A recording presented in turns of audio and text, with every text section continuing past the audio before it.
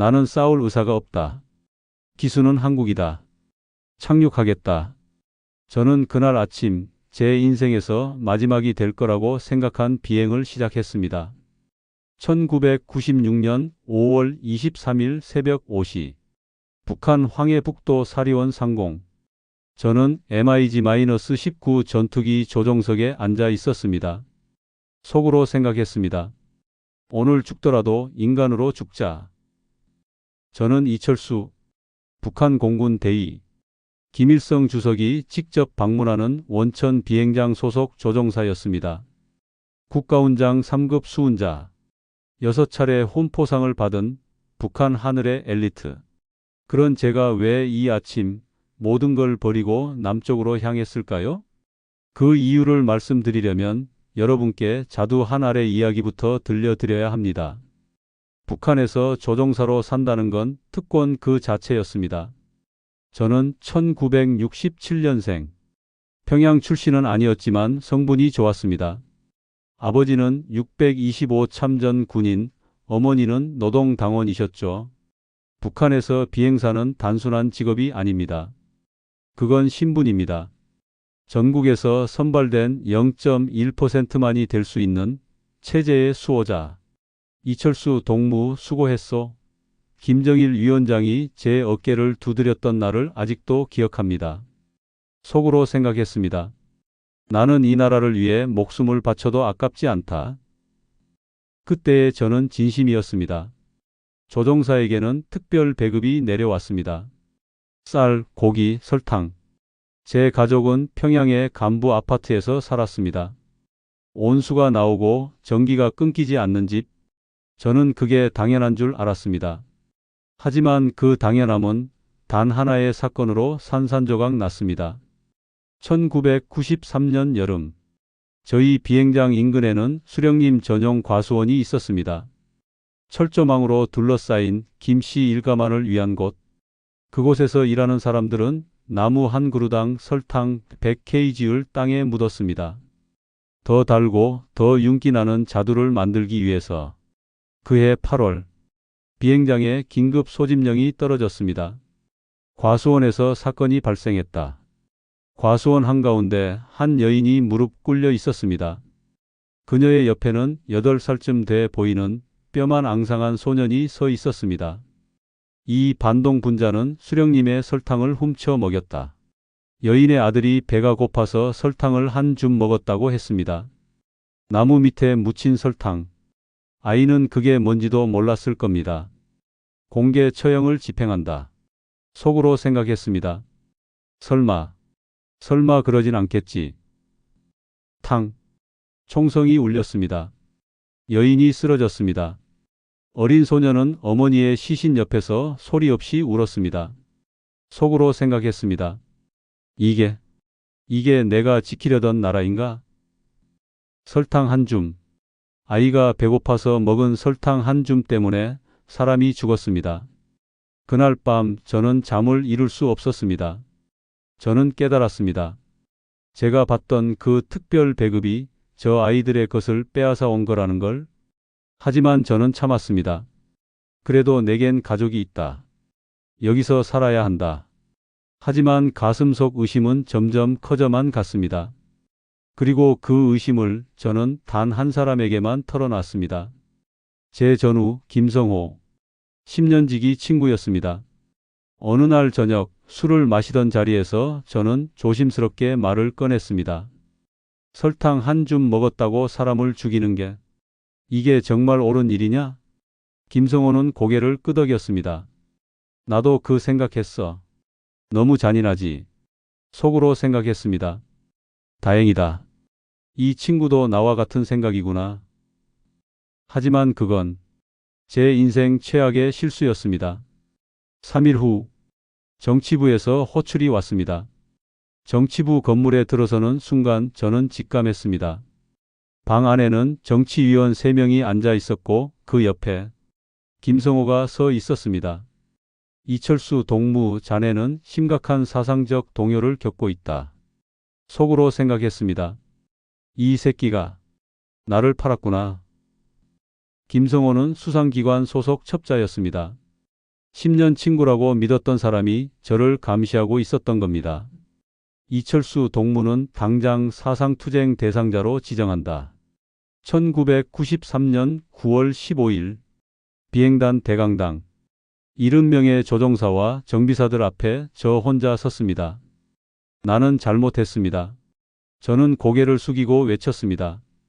수령님의 은덕을 저버린 배은망덕한 놈입니다. 같은 말을 수십 번, 수백 번 반복해야 했습니다. 목이 쉬도록, 무릎이 부서지도록 속으로 생각했습니다. 차라리 죽여라. 이렇게 사느니 차라리. 사상투쟁이 끝난 후 저는 관찰 대상자가 됐습니다. 비행 임무는 그대로 수행했지만 항상 감시받았습니다. 동료들도 저를 피했습니다.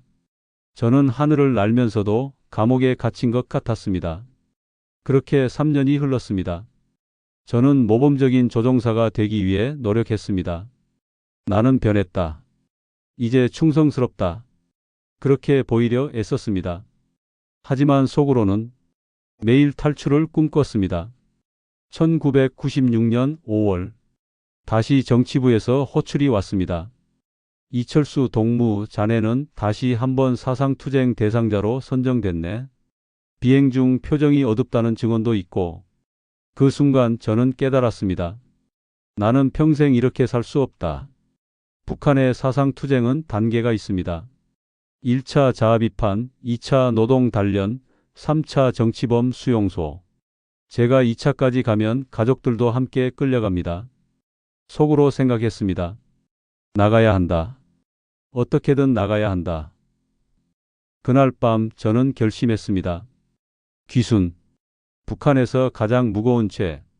하지만 동시에 유일한 탈출구. 육로는 불가능. 바다도 어렵습니다. 그렇다면 남은 건 하나. 하늘. 저는 조종사니까. 속으로 생각했습니다. 여기서 죽으나 나가다 죽으나 똑같다. 그럼 나가다 죽자. 1996년 5월 23일 새벽 4시 30분 잠을 한숨도 못 잤습니다. 아내와 두 아들이 자고 있는 방. 저는 조용히 문을 열고 들어가 그들을 바라봤습니다. 미안하다. 작은 목소리로 중얼거렸습니다. 아내에게 말할 수 없었습니다. 말하면 그녀도 공범이 됩니다. 제가 귀순하면 남은 가족들은 끝입니다. 그래도 저는 가야 했습니다. 내가 여기 남으면 우리 모두 죽는다. 오전 9시 훈련 비행 명령이 떨어졌습니다. 이철수 동무 MiG-19 조종 사리원 상공 정찰 훈련 연료 210리터 주입 210리터 남한까지 가려면 턱없이 부족합니다. 속으로 생각했습니다. 그래도 해야 한다. 이게 마지막 기회다. 저는 조종석에 올랐습니다. 이륙 허가가 떨어졌습니다. 엔진에 시동을 걸었습니다. 활주로 끝까지 가속. 그리고 이륙.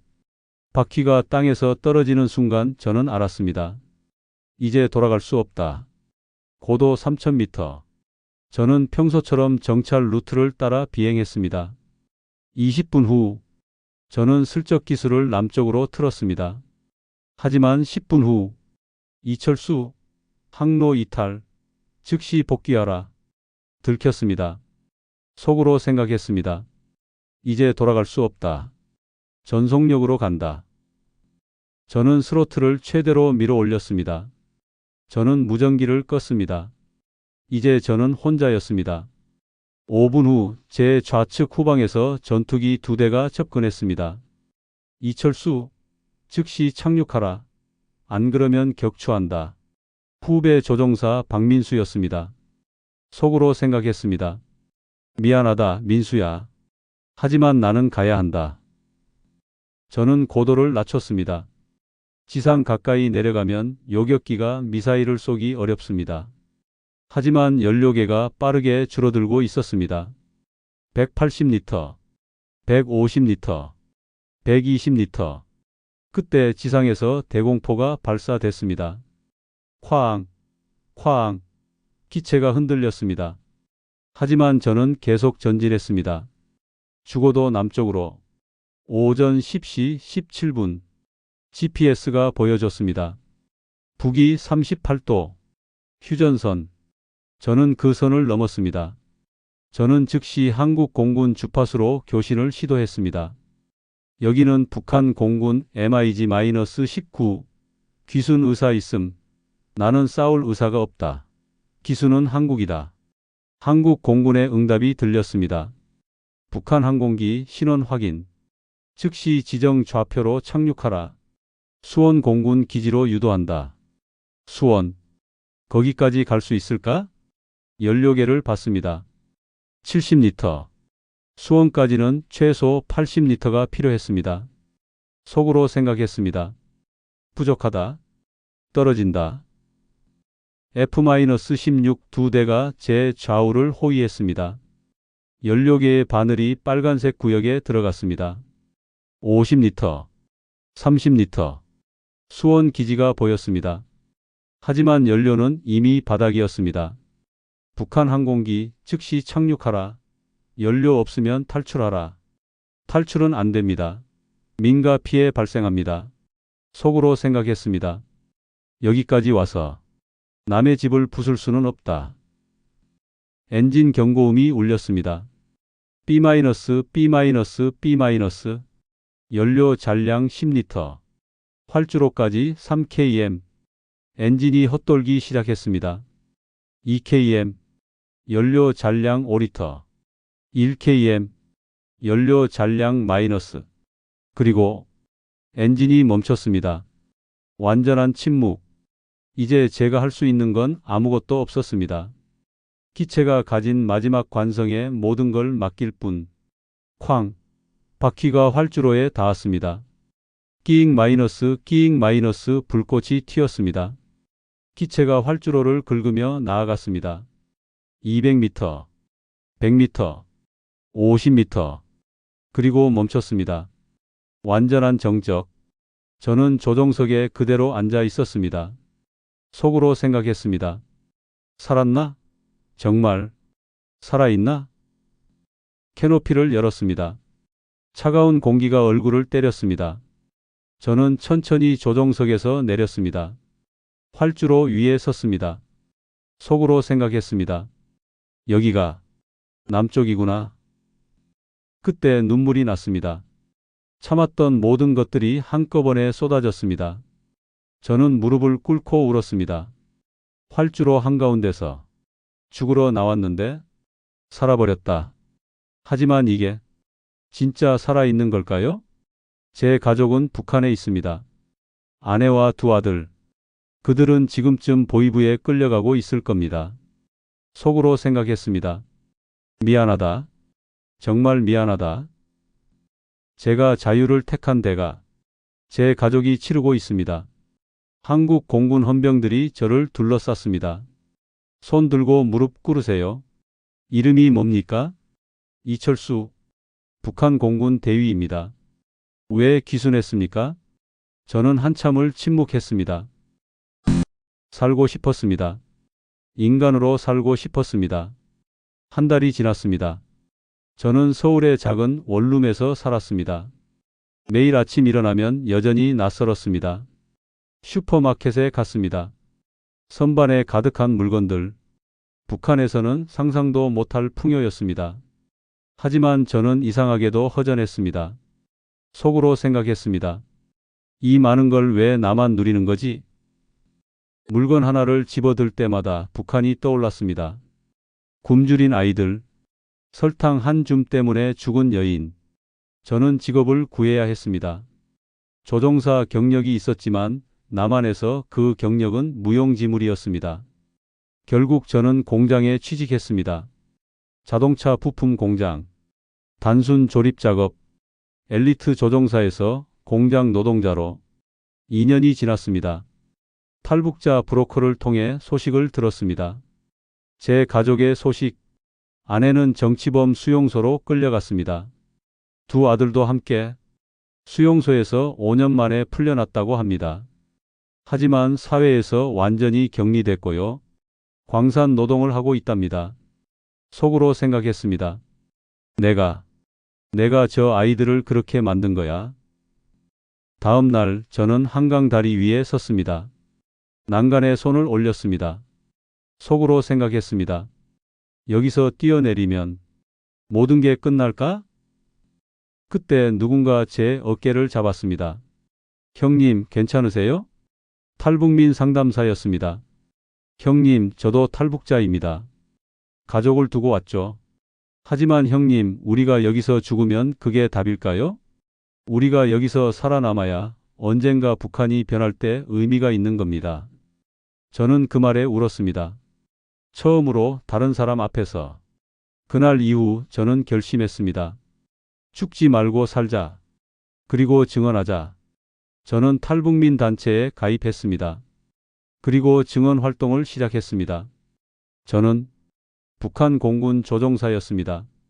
귀순하기 전 저는 한 여인이 총살당하는 걸 봤습니다. 설탕 한 줌 때문에 청중들은 숨을 죽였습니다.